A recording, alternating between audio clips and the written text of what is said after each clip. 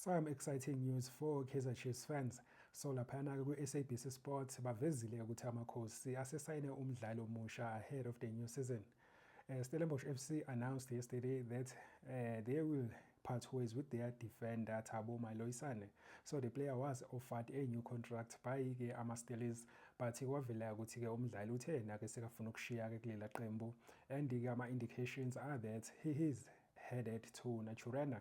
So a few months ago, iDiski Times broke a story revealing that the player signed a pre-contract nawo-ke amakhosi.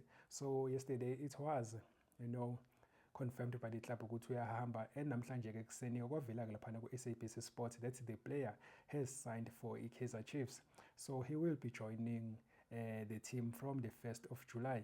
So bazom-unveila-ke mhlambe bazoveza ukuthi bamsayinile next month noma-ke ngaye-ke uJuly. Kodwa-ke lo mdlali sekabheke khona-ke laphana kumakhosi, and also kwavela-ke nokuthi-ke usayine i-contract ya-3 years. Some also exciting news for Amakhosi fans is that uZitha Kwinika has signed a contract extension laphana-ke kwi-Kaizer Chiefs. Usezohlala-ke nawo-ke Amakhosi for another season, so until next year June. So if eqhubeka-ke performer-ke like he has shown, ngoba-ke sebuyele kwi-starting lineup, maybe-ke bazomu-offerisha futhi another 1-year contract extension, cause-ke kuhamba kanjalo-ke uma-ke umdlali-ke esethe ukuba mdalanyana esilapho ko-30.